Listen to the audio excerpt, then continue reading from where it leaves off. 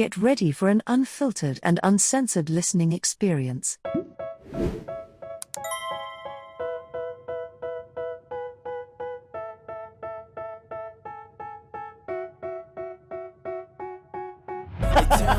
Gender reveal. Ginawa. Naisip ko, ako yung tipo ng tao na pag dumating ako sa bundok, sagot na sagot na talaga. Benta niya 90 million. Where can you find that? Don. God Where can you damn. find that? Hello, I'm back.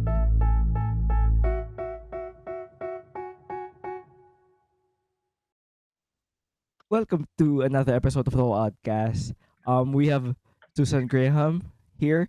Um, First of all, thank you so much for coming to the podcast. I really appreciate it. Um, for the audience to know, who's Susan Graham? Hi, everyone. I'm, excuse me, I'm so glad to be here. I am Susan Graham, as you'd mentioned. I'm a certified family life educator. That means that I have training in family life, and that includes a whole bunch of areas from parenting to youth to aging, jobs, anything related to family and individuals. And it's my passion. I am the mom of, now a 23-year-old, 20-year-old, Wow. and 16-year-old. But I did start this when they were much younger. So I am grateful to have had some tools way back when that I'm even still using today. So That's great. At, I- at least you've experienced from the infant stage until to the early adulthood. That's amazing. yeah. And the coolest thing is I remember every stage had its own unique,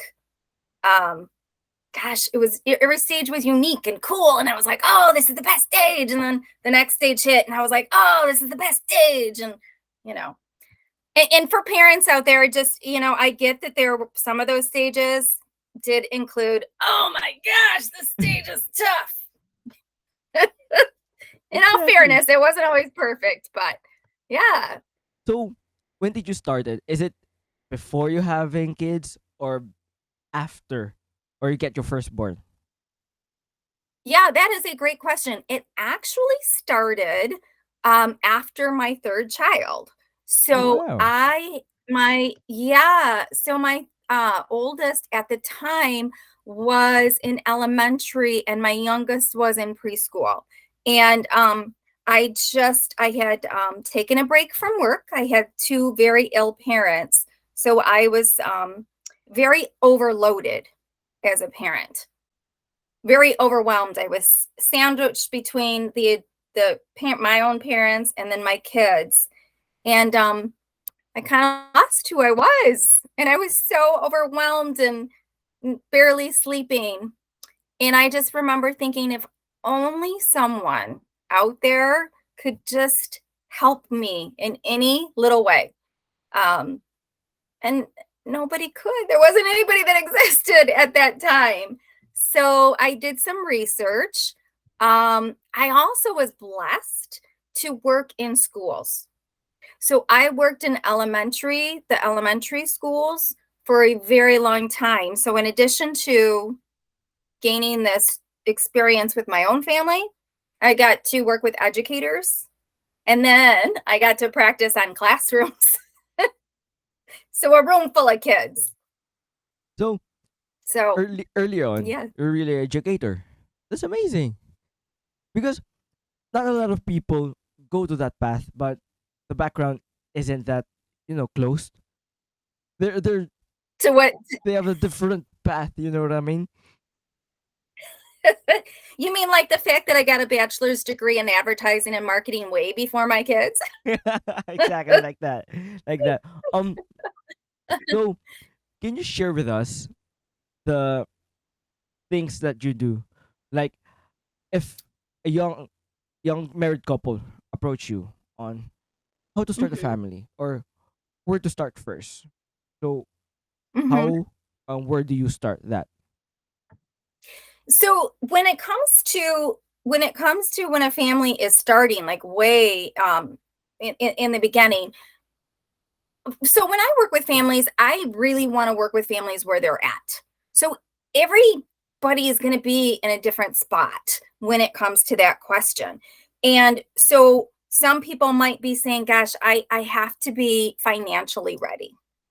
And if that's something that's really important to them, then we'll look at small steps so that they can feel like they've taken at least a few measures to get to that stage.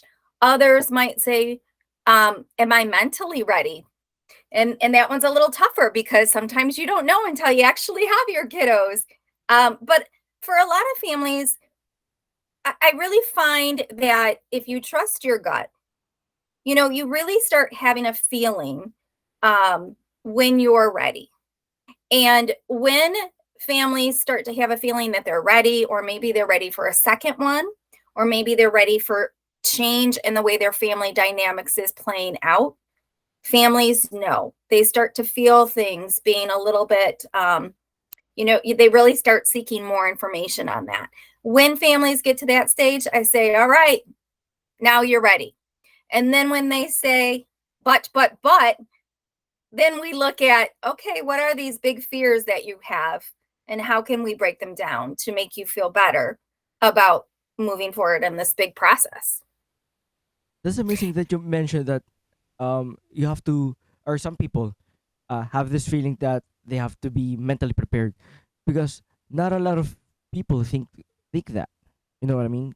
Because they have this fear of taking care of a human being. I know, right? Because they feel like they're So not mature enough.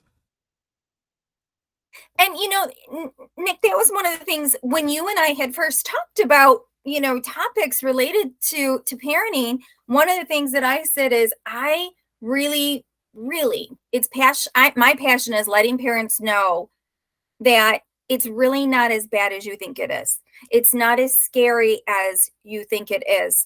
Now, any parent or person who's thinking about being a parent who has these fears or is going through it is like, you're crazy, lady. You're like, you don't know what you're talking about. You're a professional and you don't know what you're talking about. But true, we are responsible for another human being. And that can be frightening.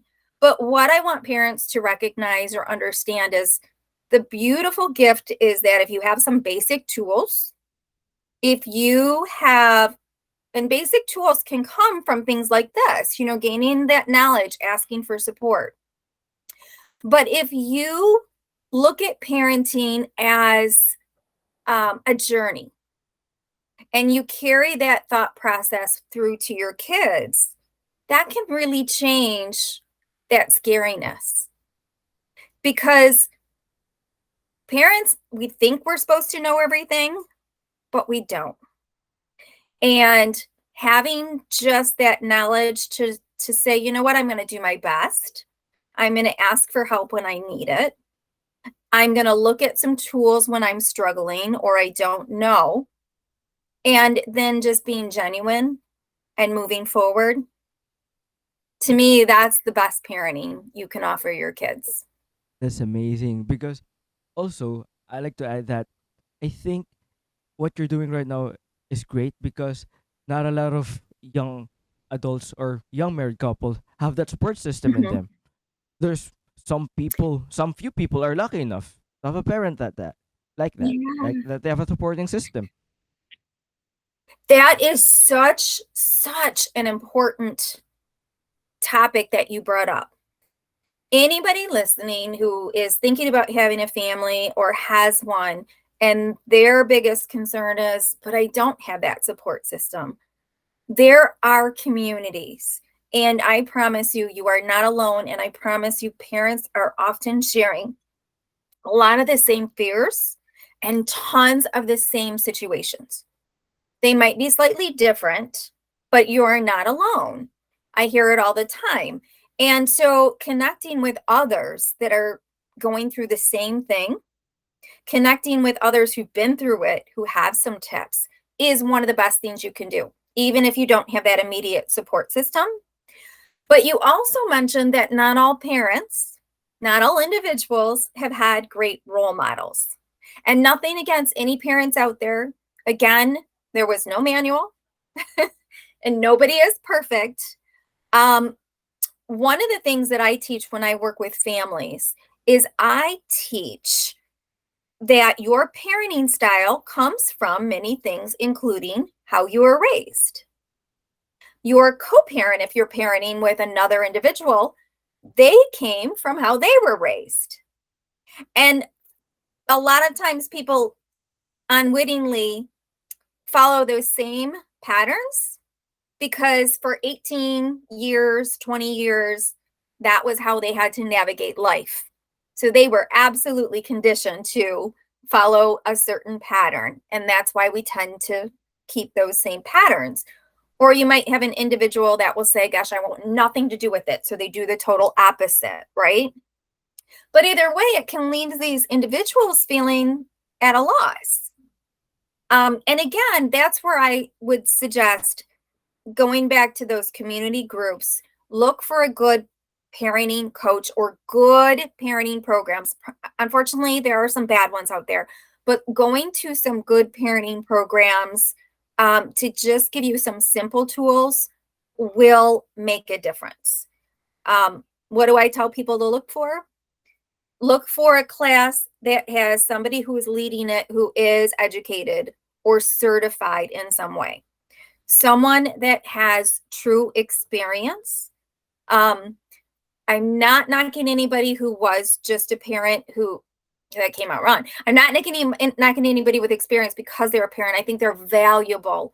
But there's a lot of scientific research behind what's healthy for kids and what's not. And so having somebody that has some kind of education and additional experience working with families and kids is really an important key. What I also suggest is looking for somebody who has tools and tips that are natural and realistic. Because there's a lot of places out there that throw a whole bunch of stuff at you, and then all of a sudden you're back to where I started from, like I'm overwhelmed. Or they're not realistic, so they don't make sense to you. They don't, they're great ideas, but how do you actually fit them in? And natural is really important because if we don't feel it in our gut, what we're learning, it's really hard to naturally share what we're learning with our kids. So those are some things I recommend if they're looking for some outside tools. I had mentioned that, one parent came from one household, one parent came from the other. So there's often a lot of those, arguments or disagreements that are hard to overcome because you're living by those rules. But there are tools for that as well. And my biggest suggestion is it's not so much where you started from, it's using the best tools to find your own healthy foundation. That's beautiful. Because, like I've mentioned earlier, that some people really have this mindset that I have to get my life together first. But when a sudden change happens, for example, you're having a baby, they have this this overwhelming feeling like they're drowning with pressure, that sort of thing, and it's very difficult if some people reach out to you for help, but if there's a lot of or some people aren't willing to reach out. Yes. And I'm going to say that parents, if you're going to do anything for yourself, reach out. Again, if you're not up for reaching out to like a coach or a professional, which is totally okay, or you're not comfortable with a course or some kind of learning online, go to those communities. If you feel comfortable in the community and you have tried the advice and it feels like it's working, that's a good community. If there is a tax or you're not feeling comfortable or something in your gut says it's not a good place, find a different community. But yeah, our fears, whether it's parenting or anything else, we're not really fans of change. And raising a little person can be scary. But what I would tell parents is that this is what I love to tell parents. Setting a foundation is really important. Having an idea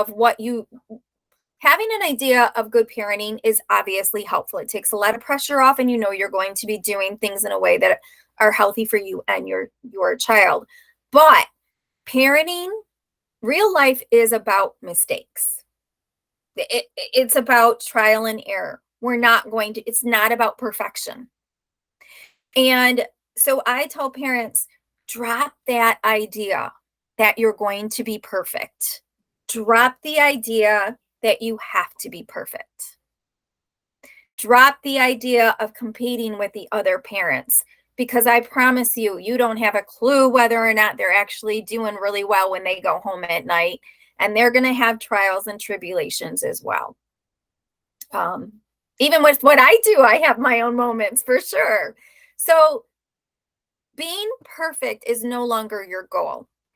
Knowing that your kids, that mistakes and real life lessons are the biggest part of parenting, that is really important for parents to be able to recognize you can make mistakes and you can learn from them. And being able to teach your kids that you can make mistakes and learn from them, talk about a life lesson right there. Exactly. And I've read in an article that most parents have this mentality that I have to know everything.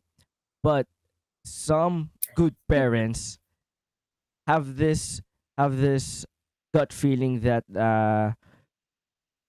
they learn along the way, because some children think that their parents know everything, but when they ask them questions, the parents told them that I'm just learning along the way, kid.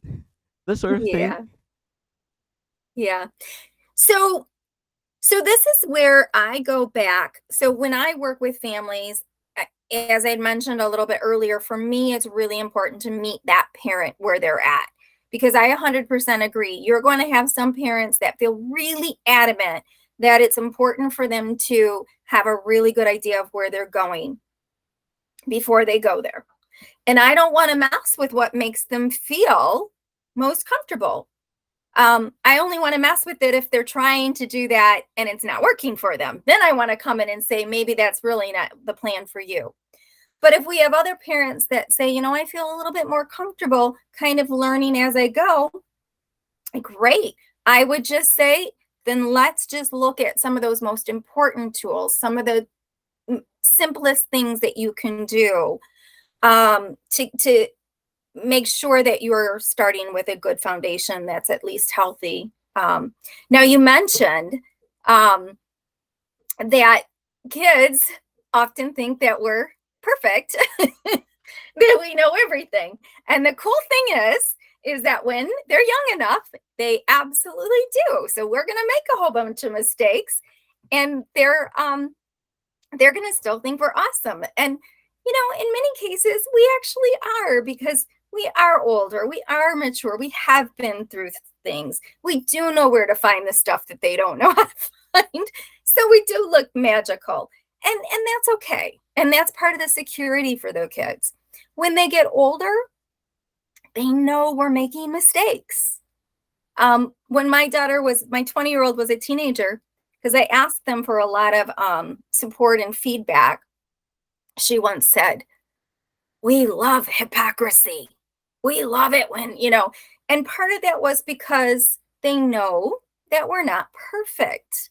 And sometimes it's frustrating for them when we act like we're expecting perfection from them, and they know we can't reach that level.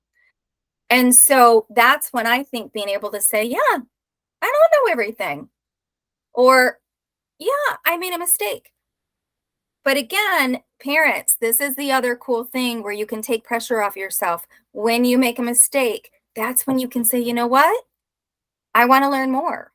And you give your kids this awesome view of, oh, wow, mistakes are okay. Oh, wow, mom or dad admitted to it. So you know what? I feel pretty comfortable trusting them. or I feel comfortable that I can come to them when I've made a mistake. And when you go back and you say, you know what, I want to fix this. And then you show them that you are making an effort to, I don't know, grow from that change or learn from it or reflect. You're automatically teaching your kids those cool tools. And that's why parenting doesn't have to be as hard as we make it. Just us going through our daily life, living it, learning ourselves. If we're doing it with a genuine heart, we're teaching those kids our kids that lesson. That's amazing. Thank you for that. Thank you for sharing that. Let's go with from the toddler stage, from infant stage into the toddler stage. There's a misconception, I think, that this new parents guide, that for example, um if your toddler is crying all night, let him or her figure out to get a sleep, or you know to figure out um things for her own, for her ease or her own, at those early stage. I want to hear Yeah, your thoughts about that. the question of whether or not to cry it out. Yeah, yeah. Yeah, that's actually an interesting thing that you brought that up. So that is a really detailed question. And actually, I'm going to be talking to a sleep specialist for infants and different ages, because there really is so much that is involved in that question, right? So there was an individual, a doctor, who wrote a book, and that was what he suggested, is to have the kids cry it out. And in reality, it did work, because eventually the babies gave up and they would fall asleep, and they would, that would be the new pattern. The dilemma with that, it is true, is your kids at that young age are crying because that's their only form of communication. So you have a dilemma for parents, because if we don't meet our children's needs when they're communicating with us in the only way they know how, we're leaving them on their own, and it's pretty scary for them. At the same time, if we go in there and wake them up continuously, or I should say, we interrupt them every time that they fuss, we're also interrupting that ability to sleep. So I have very mixed feelings on this. I do not personally, and again, this is where I would defer to a sleep specialist. I don't personally like the idea of having the kids cry it out. I do think there are ways that parents can set some boundaries and limitations, meaning that if they set a general schedule for our kids, I mean, you're listening to their needs, you're feeding them when they need to be fed, but you're putting them down consistently after that, so that there's kind of a pattern for them around the same time. And you're responding, but not necessarily picking them up and taking them out unless they're really upset. So it's minimal. You're responding, but you're not interrupting them. Making sure that they're warm, making sure that they're dry. So basically what I'm saying is, I recommend parents create the best routine that they can. If you feed your baby and then you put your baby down to bed, or swaddling shows that it's bedtime, so you're teaching your child this transition and you're meeting their needs, start with that first. As far as letting your baby sleep all night, I'm not a big fan of that. At that stage, Yeah. I believe that if you spoiled your kids in that stage, Mhm. that may trans what's the perfect word for it? Um, that will lead to his adulthood, or even his teenager years. Um, how can we give them their needs without spoiling them? Because Spoiling there's them. Yes. So a different view. I mean, issues. absolutely, that's a great question. So realistically speaking, when it is that younger age, You cannot spoil your child. Now, of course, people will say, well, of course you can. I mean, you can give your kids, all sorts of stuff that you shouldn't. But in general, we're talking about responding to their needs. They don't communicate well. So we're communicating with love and affection, making sure that their needs are met, knowing that they are comforted. But we can still give them some independence as they get a little bit older. So when they hit the toddler stage, to me, not spoiling a child means that you still have basic rules and expectations, and that you follow through on those rules and expectations. And that continues as they get older. I really believe to avoid spoiling a child, you respond to their needs, you communicate calmly and politely, you set those rules and boundaries, you teach mutual respect, but ultimately you, the parent, are the authority. And if your child is behaving badly, it's your responsibility not to get angry with the child, not to give in to the child, not to withhold love and affection, but to go back in and instill those boundaries, rules, and enforce the consequences. And that is the difference. You're sticking to your guns, but you're doing it with love. Did that help? Yeah. I think Yeah. it helps a lot. Also, on the toddler stage, that's the time where the tantrums is off the chart. For young parents out there, how can they control their child tantrums or handle their child's tantrums? Yeah. So the funny thing about tantrums is they're not just for toddlers, but we do talk about that, right? The terrible twos. Yeah. And so often really what tantrums are really typically about is your child has reached a new stage. So they are suddenly able to do more things, let's say physically, or they can process a little bit more, and they're curious and they want to get into things. They want more control in their world. But they still have this grown-up coming in and saying, no, stop. And that can be frustrating.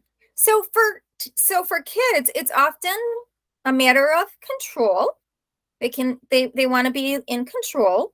So one of the things that I tell parents you can do is you can offer your child choices. Just 2 choices are really simple. So one of the other things I'm going to recommend is it's really better to ward off the tantrums before they start.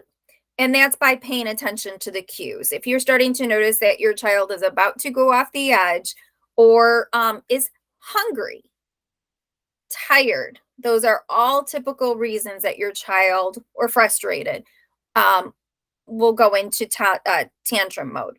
So stay calm.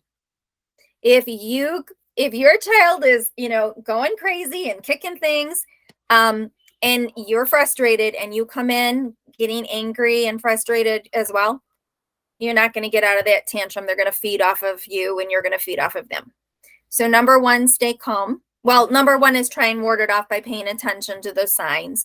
2 is staying calm so that you can go in and react calmly.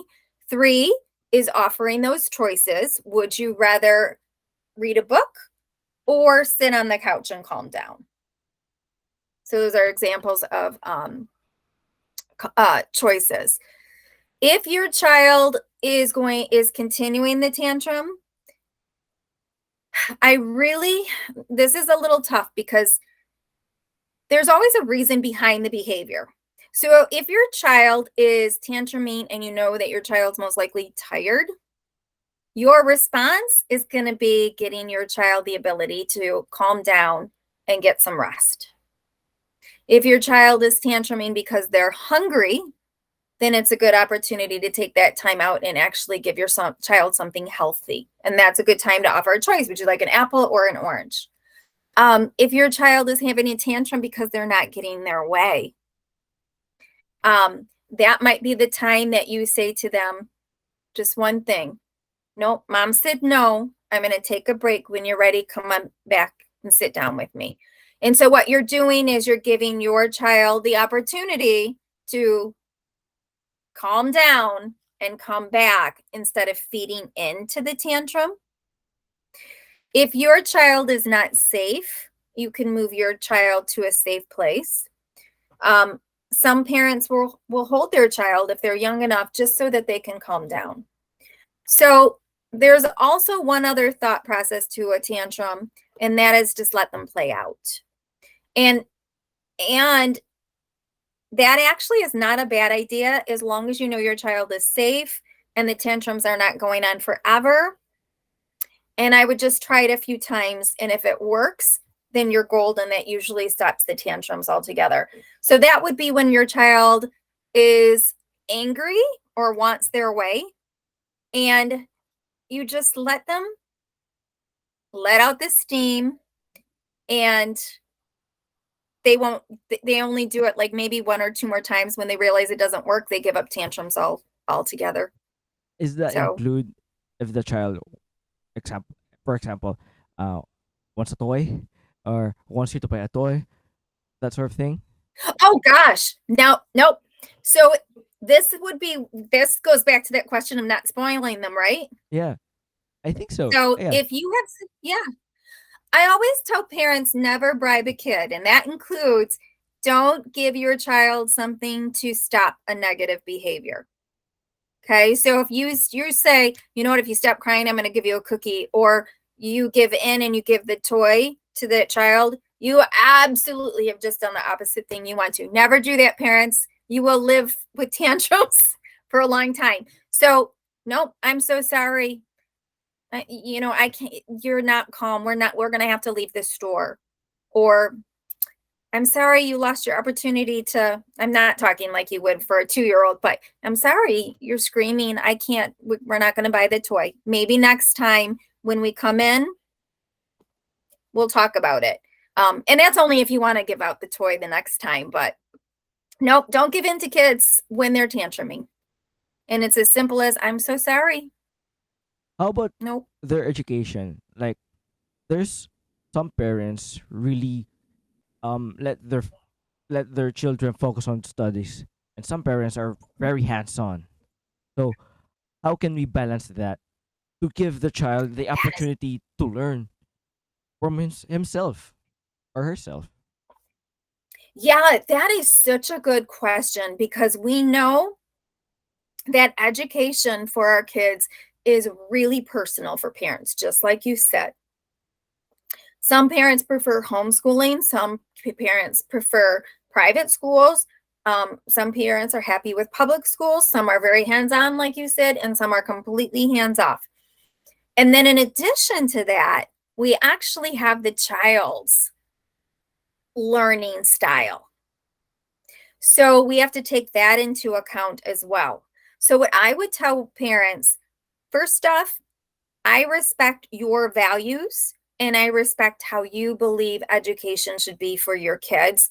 Meaning that if you feel very adamant about choosing a public school or homeschooling, that's where your heart is and that's where you can start. If it's not working for your child or for your family, that's when you might want to come back in and evaluate.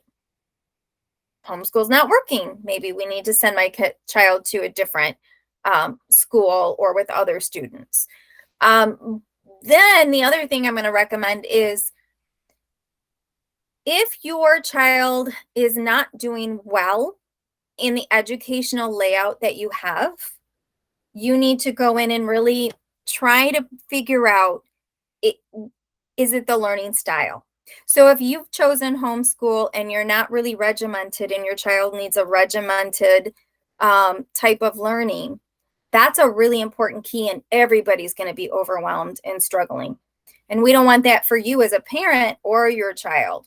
So pay attention if it's not working, to figure out if it's the content, if it's the place you're sending your child, or if it's the way your child is learning, and evaluate a better choice. There are counselors that are available in the schools.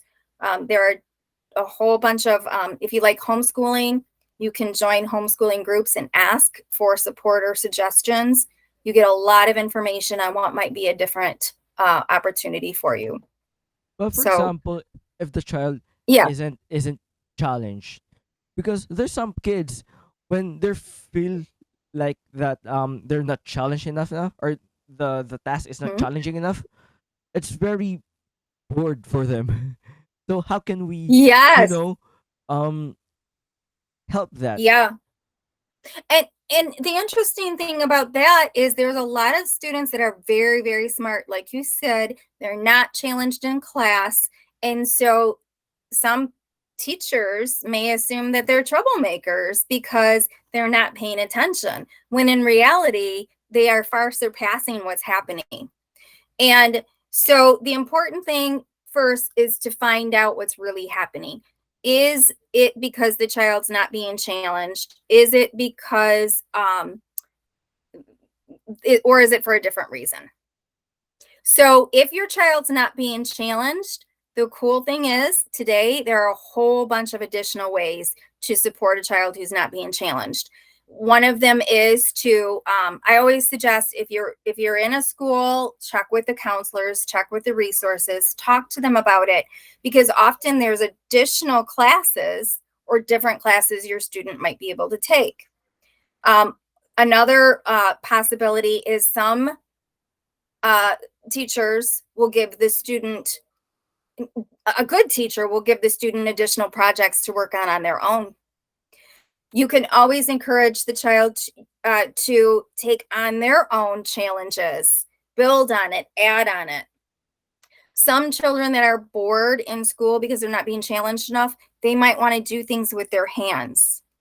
You can send them to a STEM program after school. There are tech programs where you could send your child for half of the day. So it really depends on what your child needs and what their skills are.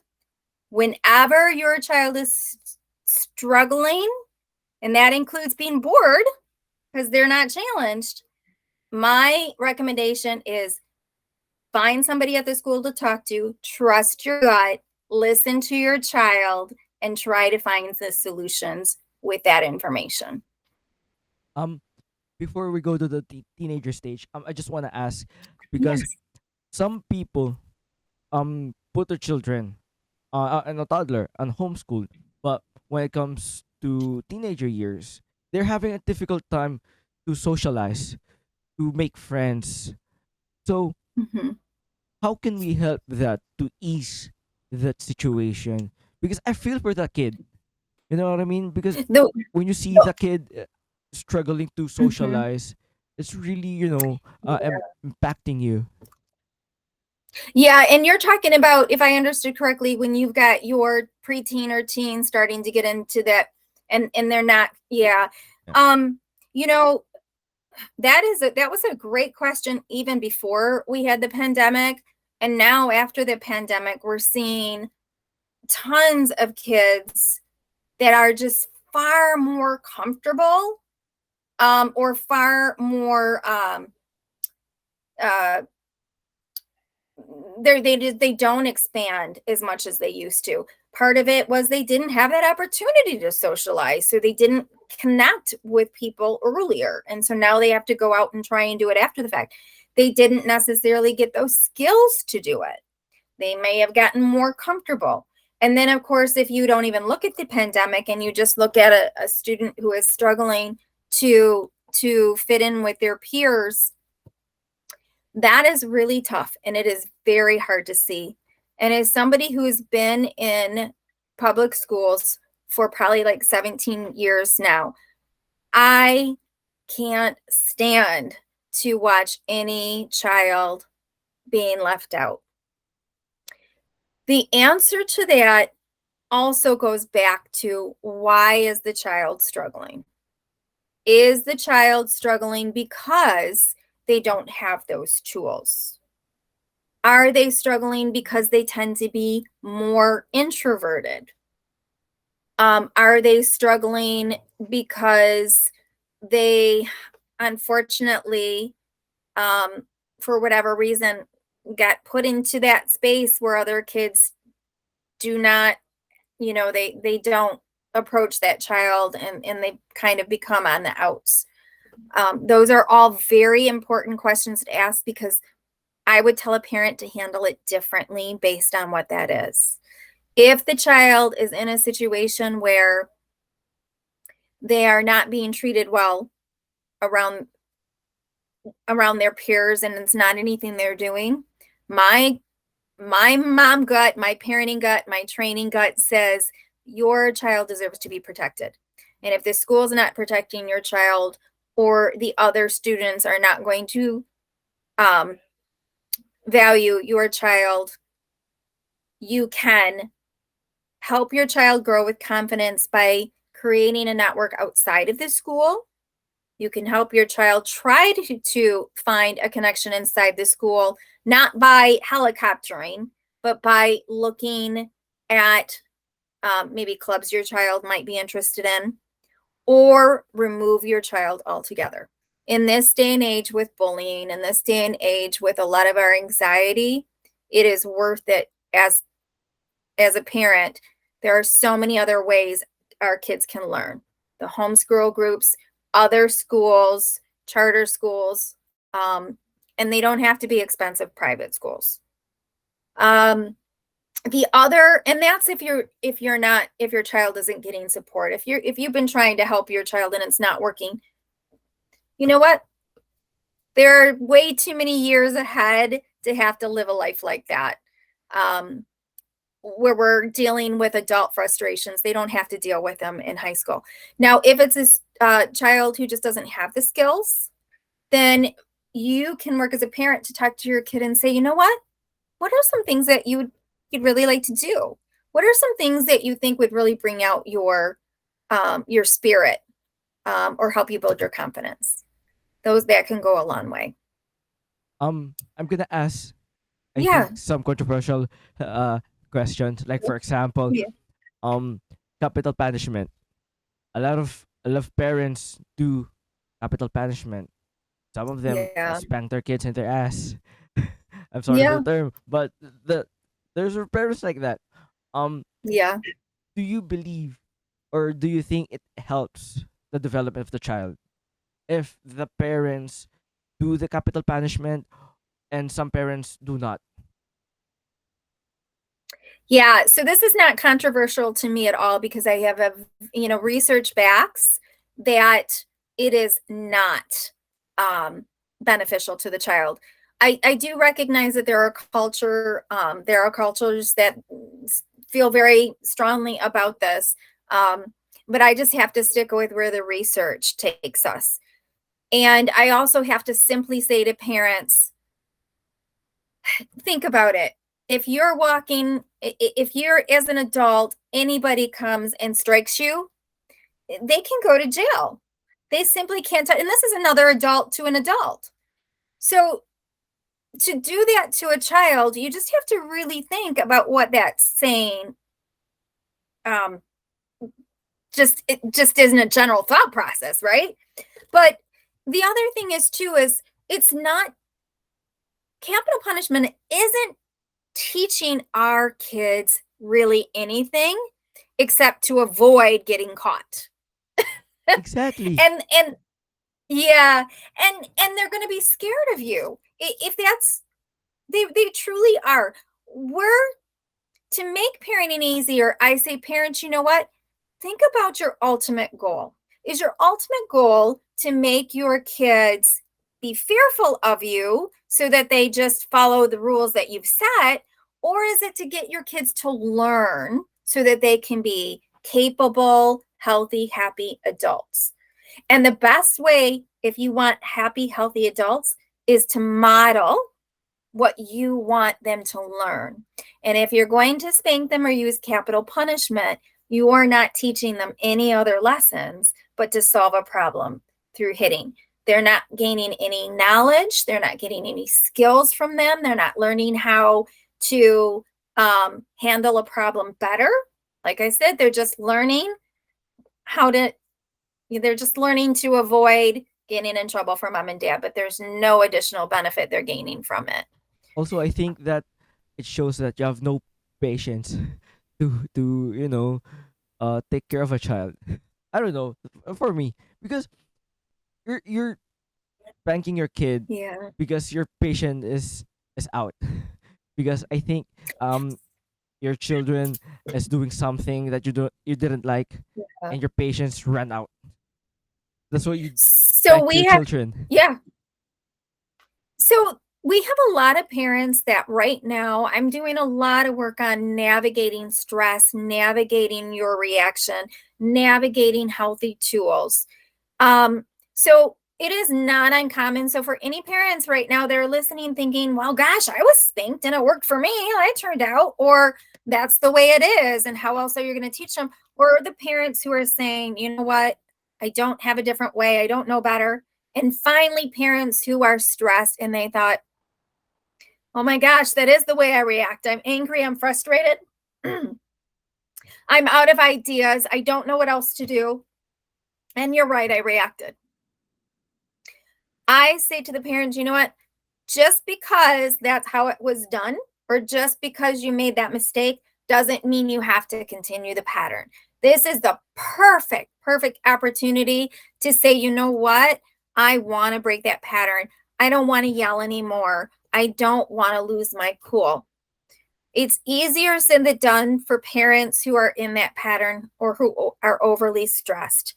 But one of the things that you can do, parents, is you can, when your child upsets you, you can take 2 seconds and you can deep breathe. It absolutely sounds too simplistic to be true, but a few minutes of deep breathing gives you the opportunity to emotionally calm down, but it physically changes our body, and our body comes back down.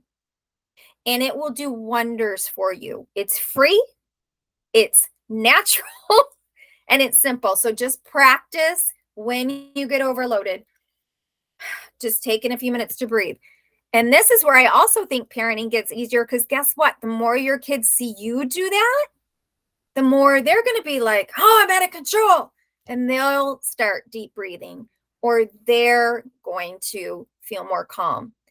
Parents have to recognize that we are their number one role model. We are their guide. When they see us behaving that way, when they see us reacting that way, they're going to follow exactly what we do. And not only are they going to follow exactly what we do, it's going to cycle, because guess what? Now there's 2 of us. Now you're upset and your kid's upset, and now you're even more upset, and then your kid's up. So break the cycle, because it is healthy for you. If you're frustrated, don't continue to do that to yourself. Couple deep breaths and start. It might not happen right away. And if you make another mistake, don't beat yourself up. Remember, we're not perfect. You're ready for a change. Just keep trying. And ultimately, you're going to benefit tenfold, because your child's now going to be calmer and you're going to be calmer, and that cycle will start to break. That's beautiful. The reason why I ask, because there's a lot of people have a different way to discipline their child. Some of it, Mhm. they talk to their child, they're having this conversation, and some of it just do the capital punishment, that sort of thing. Yeah. In your experience, your own personal experience, how did talking to your child or disciplining your child really helps them, especially for you, actually, for a parent? Yeah. Yeah. It's one of my favorite questions, because aside from helping parents be in a healthier place, drop that stress, and recognize that parenting can be fun, Discipline is the next biggest issue. And there's a whole bunch of ways that you can discipline your kids. So I have a lot of thoughts on this. I could do this for hours, but we don't have that much time. So where would I start? I would start. So I tell parents, first off, your child is not the problem. The behavior is the problem. So we don't want to target our children. We want to target the problem, the behavior. The other thing that is important for parents to recognize is, in most cases, our child isn't acting out to be a jerk. They're acting out because there's an issue. That issue could be as simple as, yeah, they're testing your boundaries. So you might be like, well, if they're acting out because they want a toy, and I said no. Yep. But they're not acting out because they're bad. They're acting out because it's natural for them to want a toy. But you can handle it differently based on why they're behaving badly. And you can also be more calm when you remember the child is not the problem, the behavior is a problem, the problem.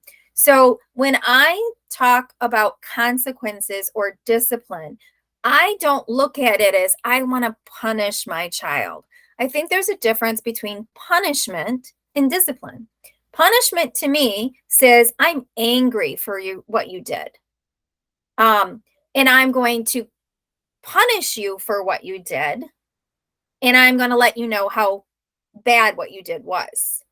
To me, discipline looks at it and says, you made a mistake and we need to teach you tools to do a better job.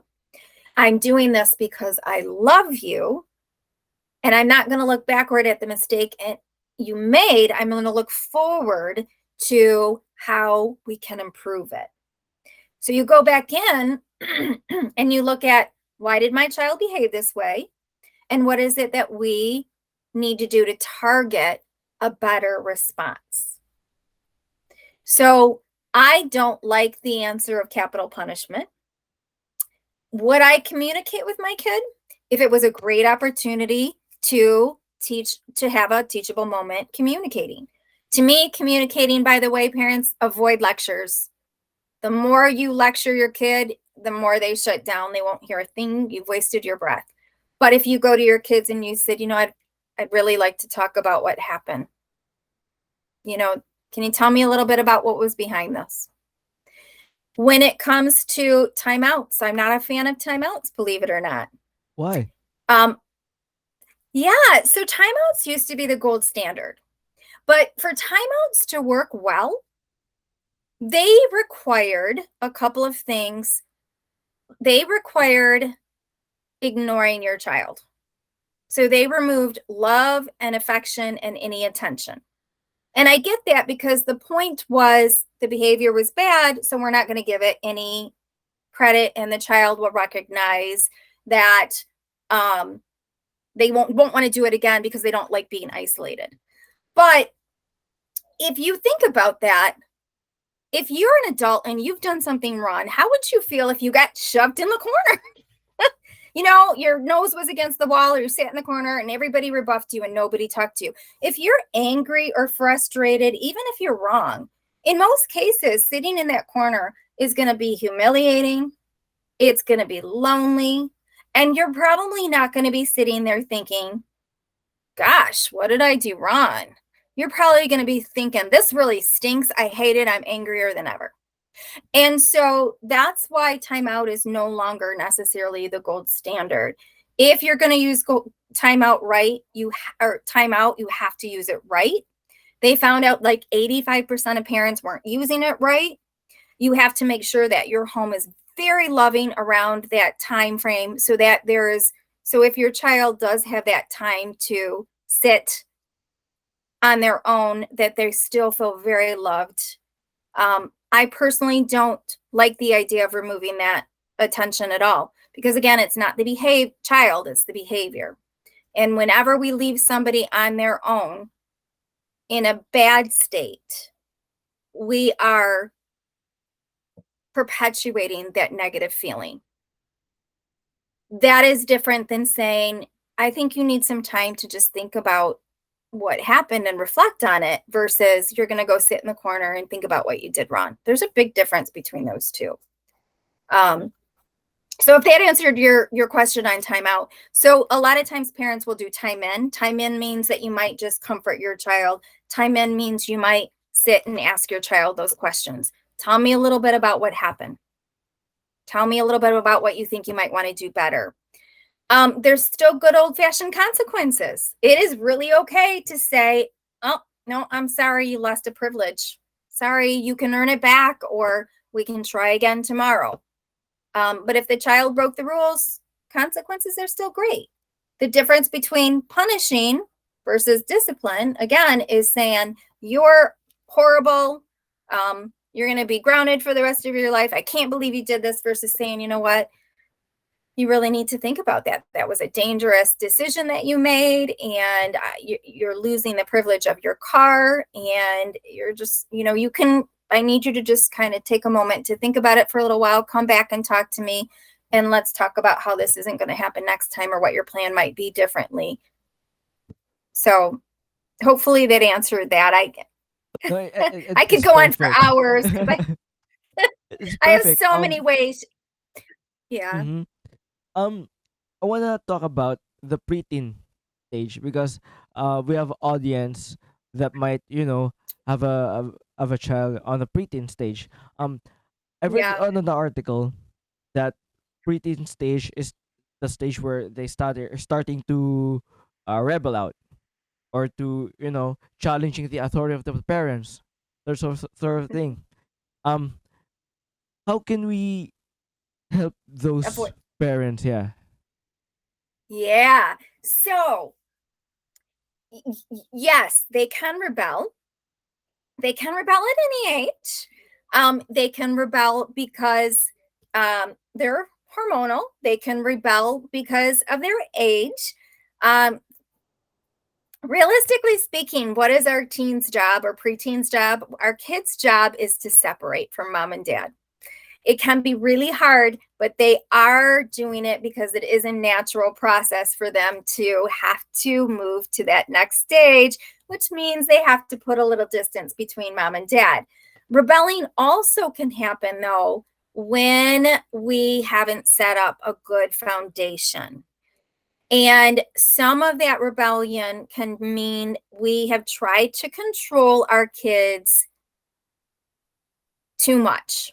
We all want a sense of control. And so I talk a lot to parents, especially when they're starting out, how you can help your children learn to control themselves and want to behave, as opposed to that heavy-handed punishment or always telling them what to do.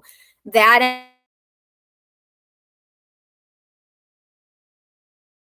give your kids some space where they get a chance to have a little bit more control by giving them choices. And you do that before they hit that rebellion stage. You can also you can also avoid or improve rebellion by opening up communication. So for me, I feel communication is the key for healthy parenting, healthy family dynamics. If you communicate with your child, modeling respect, you're likely to get respect. Whatever you model for your kids is what you're going to get in return. So I have a lot of parents that have that same mentality that they grew up with, which was, you don't have respect, you earn respect, or you can lose respect. And while I understand the value of earning respect and maintaining respect, I always tell parents, ultimately, you are their barometer for what respect looks like. So if you're removing respect from your kids because they lost the ability, because they lost your respect, all you're teaching them is how to. Susan, I think you're breaking up. We're having a technical difficulties. So sorry. Did we Um, get stuck or? yeah. I think we're in the part about the breaking point. I think yeah. Gotcha. So parents, support healthy communication. That comes through modeling. Remember, you get what you teach your kids, you're going to get it back. If you want pleases and thank yous, if you don't want eye rolling, if you want them to listen to you, communicate with them exactly how you want to get it back. Same with respect. If your kids lose respect because they haven't behaved well, my recommendation is not to stop treating them with respect, but continue to model it. Because if you want that respect back after they've lost it, but you remove it, they no longer have anything to hold on to. Those all help continue to build that bridge so that the kids don't want to rebel as much. They feel comfortable, they feel confident and safe. Is this a part where you can teach your children, for example, if you're a religious person, is this a time where Mhm. you teach those things? Or you let them have their own beliefs, their own way Yeah. handle problems? Or is it too early? Yeah. No. So what I tell parents, one of the things for anybody who's listening, if you've got young kiddos and you want to set a good foundation, now is a great time to do that. And that can include what your values are and your morals and how you can implement that into your family. If you've got teens, it's never too late. But I always tell parents, you serve your values, you live by your values. That's what's in your heart. That's what you're going to surround your family with. There will be a time when your kids may challenge those values. And that is, you can get angry or frustrated, but if you're going to push them, you're probably going to push them away. So, what I recommend is that you continue to model your values, but respect their trials and errors if you can, if they're new, unless they're really opposite. And just know that your kids are growing from this opportunity. And if you've taught them well, they're more likely to come back, especially if they had that opportunity to expand a little bit. I think this is the part where some parents think that being their friend is good. Because I truly believe that you have that boundary of being a friend for Yeah. them and being a parent for them. Because it will be Yeah. difficult to distinguish. Yeah. So I actually did a little uh comment commentary on being a child's friend. This might not be a popular opinion, but in my opinion, I do think parents can be your kids' friends. I personally think my kids are some of my best friends. I love spending time with them. Now, let me just clarify what that means. So, a friend is somebody that has your best interest in mind. A friend is somebody that cares about you and that looks after you, and you have a mutual respect. So, in that, with that kind of definition, I don't see anything wrong with being your child's friend. Now, let me add, that does not remove the fact that you are still their guide. You're still their role model, you are still their authority. And without that piece of it, you've removed their security. So being the friend is just a tiny component. Ultimately, you are their guide and you stay with that authority. Wow, that's So I think you beautiful. can be Yeah. both. Yeah. Really. Because I have this misconception that Yeah. if your parents became your friend and they don't Yeah. establish that boundary, that tend to have a sense of entitlement for the kids because they have no authority on them, or I think there's no Exactly. accountability. There's no one holding them accountability.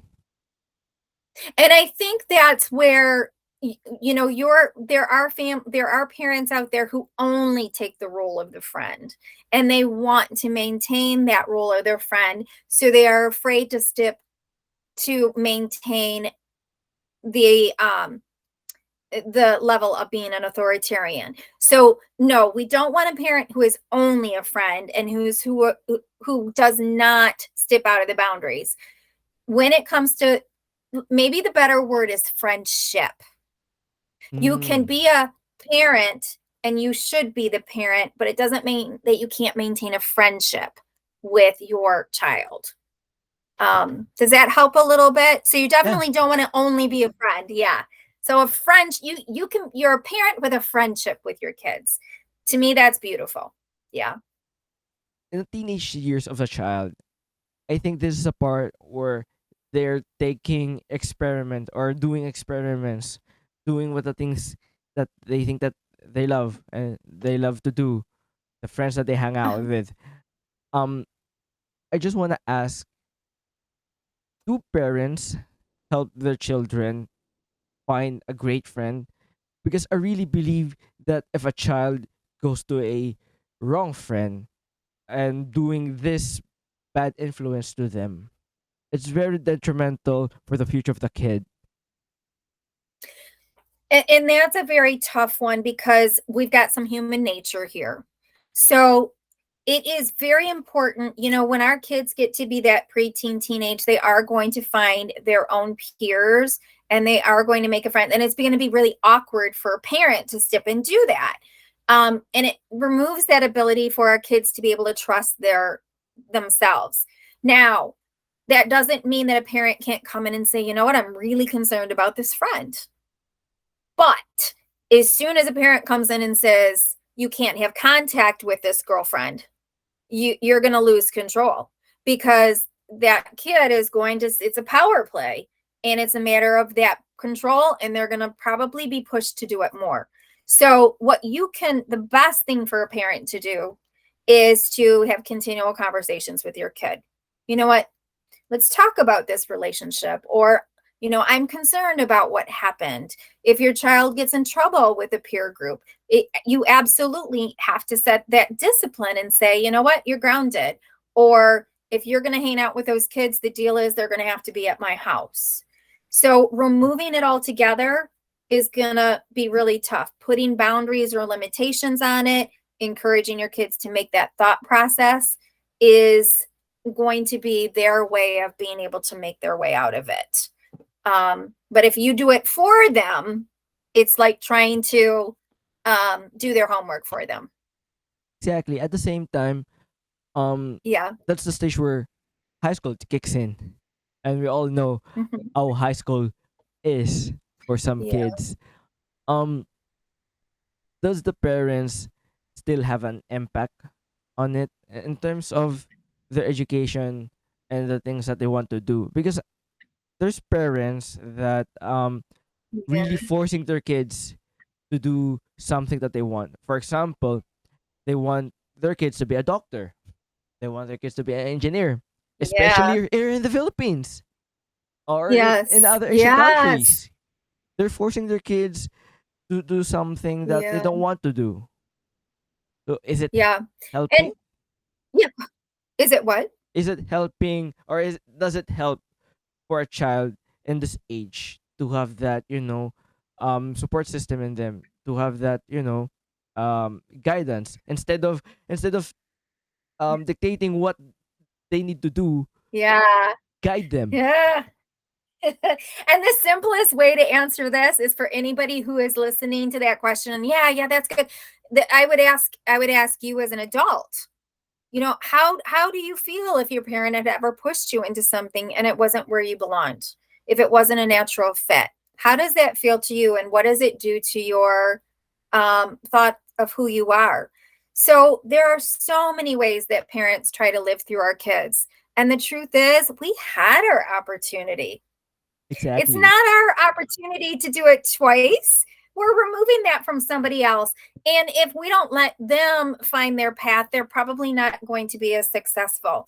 It doesn't mean that you can't introduce your kid into something that you enjoyed or something you think that they would be lucrative or enjoyable for them, or maybe you have a family business.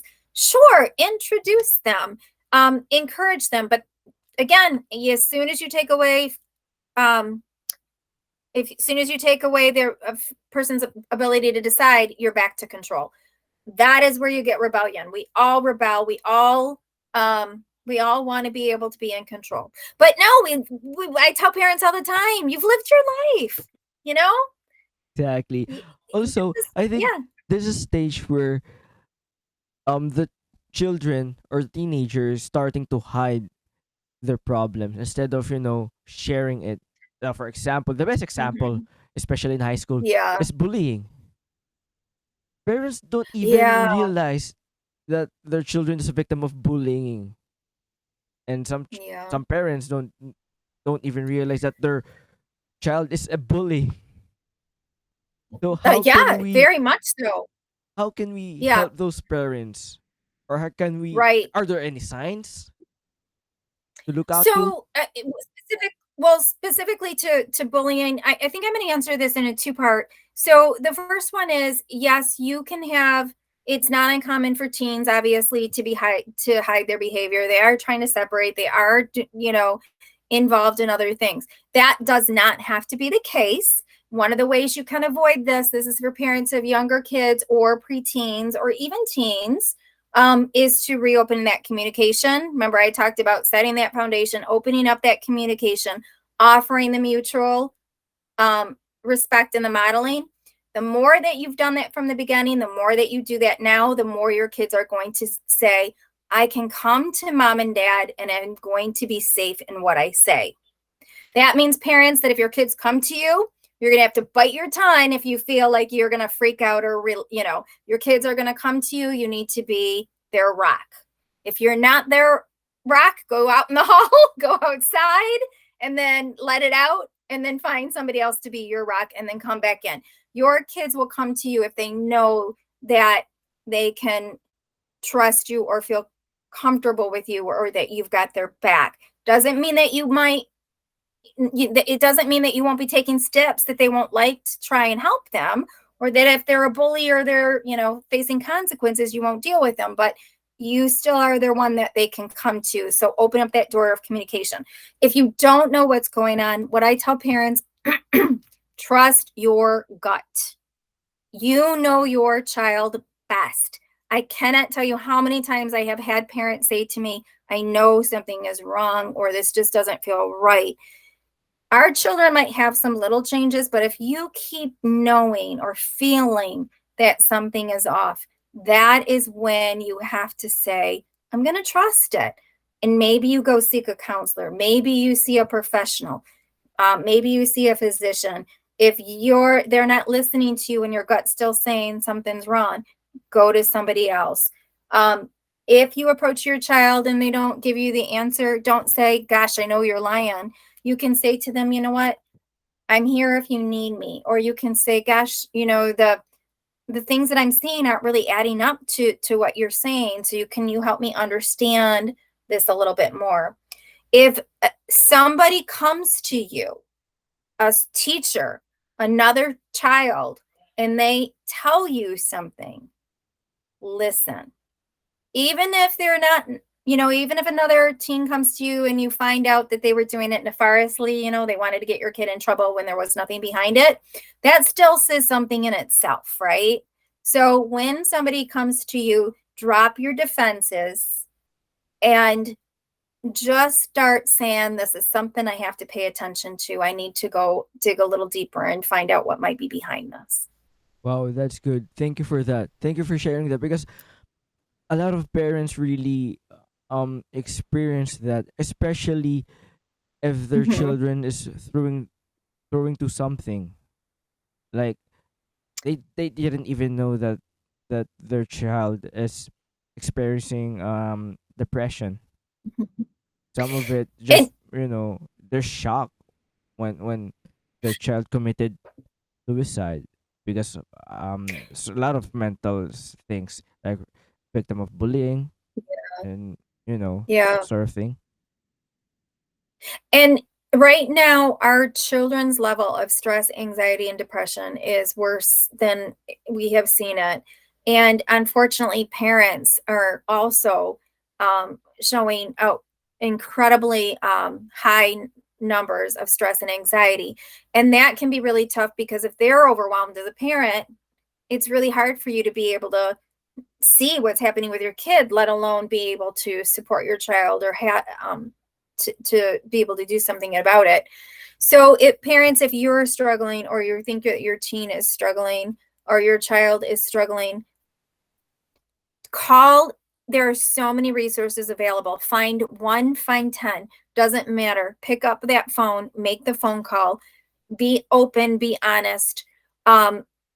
Signs that your child is depressed or anxious, stomach aches, headaches.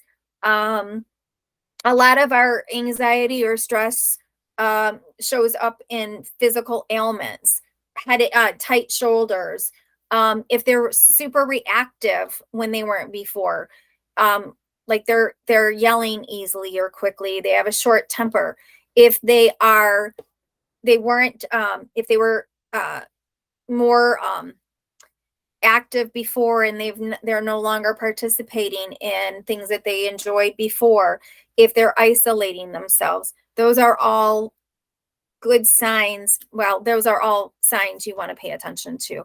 And as you said, some of them are silent. Some of the kids don't say anything at all. Check in on your kids. It doesn't mean that you're going to barge in on there, like, just check in on them. I like to tell parents my favorite thing, you can just be a potted plant. And a potted plant is just a plant that's in that room that they don't really pay attention to, but you're still there and you're still checking on them. So you don't have to say much unless they're open to conversation. Just check on them. See how they are. Visit them in their room.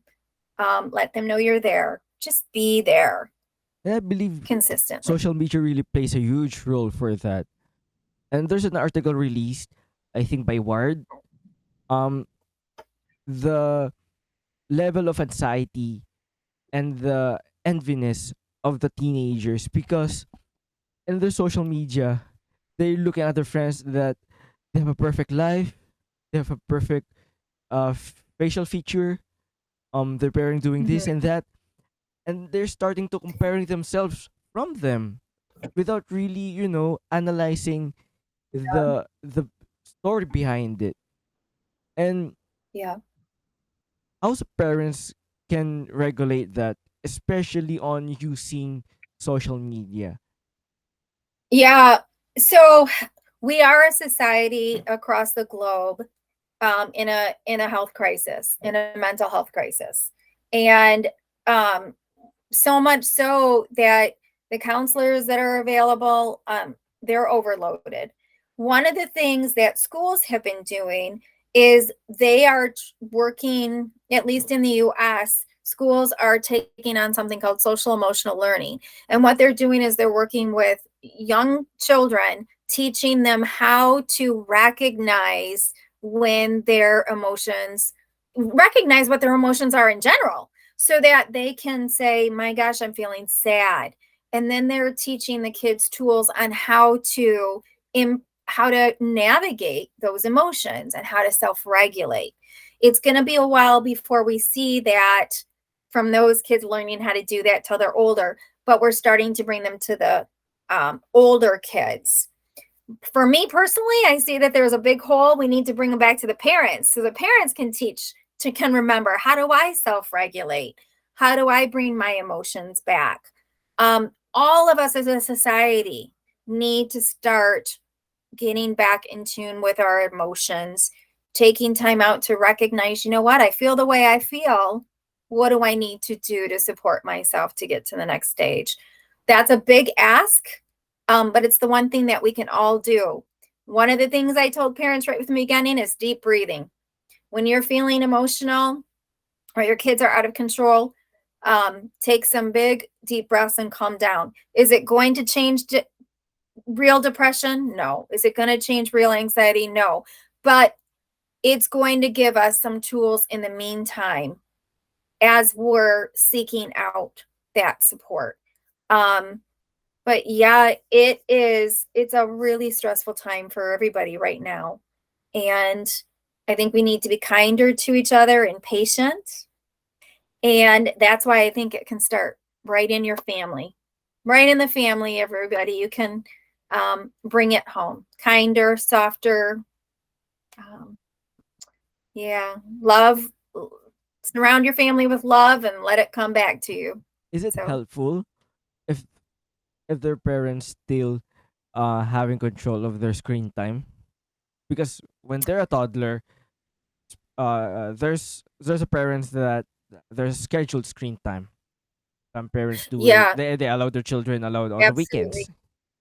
So Yeah, and I feel bad because we started on that social, how do you handle the kids with their social media and thinking that that lives are better. And I guess I kind of veered from that, but I'm going to add communication, making sure you talk to your kids about healthy limitations for the older kids. Absolutely. So my favorite thing that I used when my kids were younger, we switched to iPhones. I'm not selling any product, but I'm just going to say what I learned in that particular phone that we were using. I was literally able to turn off when my kids had access, so I could shut them down at 10 o'clock and then let them come back at 8. I could limit what they were on so that if I felt like a certain app was important for them to use at any point for safety, for example, I kept that on. I also have the ability to limit how many hours they spent like gaming. And I loved that because what that allowed me to do was, instead of saying I'm controlling exactly when you're on it, which is fine if parents want to do that. I don't have a problem with that. But it gave my kids the ability to say, gosh, I only have an hour. How do I want to use that hour wisely? So I absolutely do believe that setting those boundaries, setting control and following through. Always, always, always, when you set your rules, enforce them, follow through.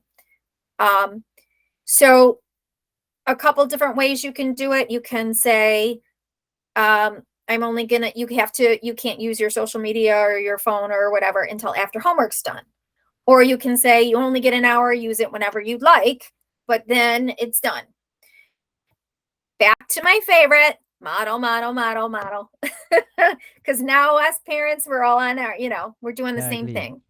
So yeah. So when your kid goes to college, I think this question is more for the parents than for the child. Um, once your kid go to college, there's still some Yeah. parents that overly attach. You know what I mean? It's very difficult for them to detach. Yeah. Some parents are good with that. Like when they Yeah. reach college, go. But some parents Yeah. really having a difficult time with them. Hold tight. How can we advise them, or how can we help them to go through that? Because it's the final Yeah. stage. I know. Yeah. My answer, my answer is probably going to surprise you. So you're right. It is their step to go into the next step. It is that jumping point. What might surprise you is I'm going to suggest you follow your child's lead. Whoa. Okay. Why? Yeah, because well, with a little bit of limitation here, because one of the biggest stressors that we're finding kids have right now is education and that next step. That is really a scary component to them right now. And a lot of them are feeling some big pressure to take that next step and even to know what they're going to do.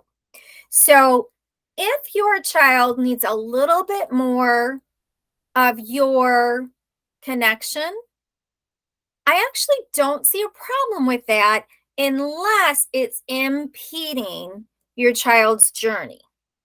So I'm going to go back to let your child set that, unless you feel like your child might need just a little bit more of that push, not too much, let them lead. They will find their way if you give them some space. But it's a natural progression. And once they are out, they typically, each stage, each year that they're out, they get a little bit more independent. And so they're going to make their way. Although I have to say that in this day and age, there's a lot of kids returning after college. ultimately, your goal is to set them up so that they have the opportunity to practice. This is the best time possible for them to have that lovely space of still having mom and dad's protection and guidance and having some freedom. So as long as you don't impede on, giving them the chance to still make choices.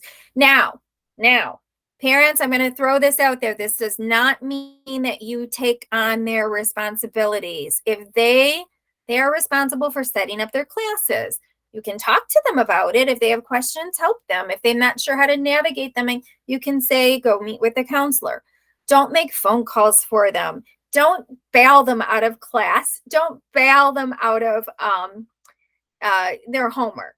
So that stuff is all off limits. I'm really talking more about just staying connected with them. So maybe I kind of balance that out a little bit as opposed to being 100% of everything. Thank you so much for sharing that. Because the reason I asked in a certain stage, because I've witnessed my aunties, I've witnessed my cousins to go through that, and they don't have that guidance. And I really believe that if we talked about these things, they might get something, they might learn something. And yeah, thank you so much for that. Before I let you go, I just want to talk some serious things. Like, for example, not all children experience this, but some children experience their parents are divorced. Some parents are experiencing or witnessing their children the impact of their divorce. How can we I think the best way to ask this is, how can we guide both parents and the child, because it's very difficult for them, especially in these tough times. And I just want to clarify, are you referring to during the divorce process or after the divorce? During and after. During it, both. Okay. Yeah. When it's during, just a couple of key points. Obviously, parents, you want to make sure that your kids know that it's not about them. Right? It is also important for your kids that you keep the adult information with the adults. You don't talk about your ex or your soon to be ex in front of your kids negatively.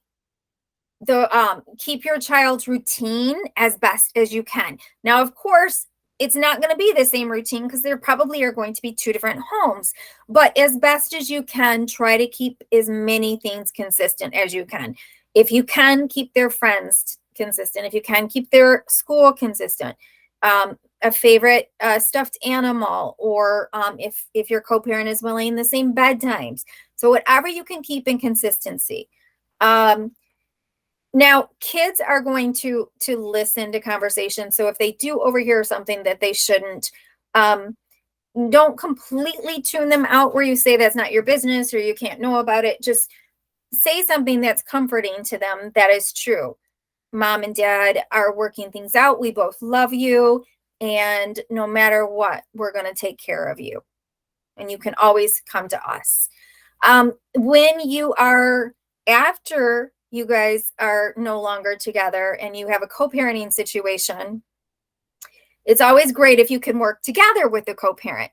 Unfortunately, we know that is very often difficult, or else you would still be together. If you can co-parent together on the same page, obviously, I highly recommend it. There are definitely some great tools that I have where families can do that.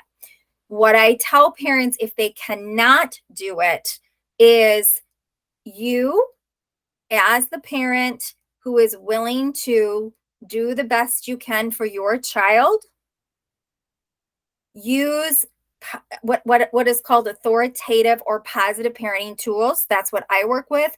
And basically, you're going to set the best foundation possible you can in your home, so that no matter what, you're setting the love and affection, the security, the boundaries, the rules You're enforcing them. You're giving your child plenty of life lessons. You're creating the best situation that you can. So even if you are not able to agree with your co-parent, or they're doing things that aren't necessarily in your child's best interest, you're not going to fight over it with your kids. Your kids are going to know in your home that it's safe and secure. And hopefully in the other home, they'll start to recognize that and role model from it. That's often the best that you can do. I'm going to come back to never say anything bad about the other parent, because remember, parents, your children are the product of each parent. And whenever you say something bad about the other parent, the child takes it upon themselves as, gosh, that's part me. They also get put in the position where they're stuck between defending one parent against the other, or keeping secrets for one parent, even if that's not your intention. So parents, think about where the bullseye goes if you're not getting along with the ex. You might target the ex, even if you're trying to do the best you can for your kids and you're fighting for them, but the bullseye is hitting your kid. So, positive communication, healthy foundation in your own home. Try and work together if you can. If you can't, just make your child feel as comfortable and safe and loved as possible, and reiterate that you both have their best interest in mind. That's great. Thank you, Susan, for joining the Yeah. podcast. Where they can find you? Oh, yes. So I am, my company is Achieve Life Balance. Again, I'm Susan Graham. You can find me at powerfulpositiveparents.com. Powerfulpositiveparents.com. Parents, I have a free page that has free kits, co-parenting kits, a free kit for toddlers and young kids, teens, and general, and a couple other bunch of free stuff. So it's a good place to start. Thank So- you so much. So don't forget to check Susan out. Everything what we've talked about is in there. It might really help you in the future. Again, Susan, thank you so much for joining. I really Thank appreciate it. Nick, it was a pleasure. I enjoyed our conversation. It's a passion of mine, so thank you for sharing it. I loved your questions. Thank you so much. Nick Barellano podcast is available on Facebook, YouTube, and Spotify. And don't forget to follow Susan. With that being said, peace out, people.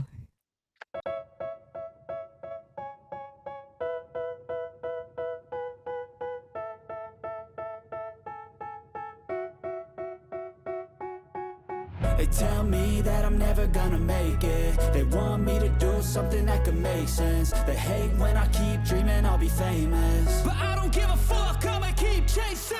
I got all this potential that's deep inside of me, but they hate when you're successful cause they try to be. They sit there being judgmental because you're trying things, and they just want you to settle and do the right thing. So get a good job, don't slack off. Wake up every morning, make a good impression on your boss. Don't do anything that I wouldn't do, and when you're making money, make sure you don't spend it too soon. Fuck that, I'll do what I wanna do. I got a different path from everyone, and that includes you. Who are you to tell me how to live life? In these times it feels like nobody is right, yeah. So I'ma figure out what else we succeed, and then invest all of my time into that and proceed. I need whatever the hell could make me happy, and I don't think you have a clue what could that be. They tell me that I'm never gonna make it. They want me to do something that could make sense. They hate when I keep dreaming I'll be famous, but I don't give a fuck, I'ma keep chasing. They tell me that I'm never gonna make it. They want me to do something that can make sense. They hate when I keep dreaming I'll be famous, but I don't give a fuck, I'ma keep chasing. I think this life could be special if I get rid of the devils. They think that I am a rebel, I think they want me to settle. There's nobody on my level. They think that work is too stressful, I think that work is essential. The grind is all in your mental, and I don't think you understand what I'll go through just to be in control of my life soon. All the negativity, man, I'm immune. I don't really need a mask with all I've been through. I've been making changes for the ages. 5-10 year plans are contagious. I attack that shit, I'm tenacious. And if you ain't, get the fuck out of my way then. Got one life life, I won't regret it. I will fight until I get it. I'll look back one day from heaven and say, damn, I learned some lessons. And say, damn, I had no questions. I had fun in every second, and the journey was a blessing, yeah. They tell me that I'm never gonna make it,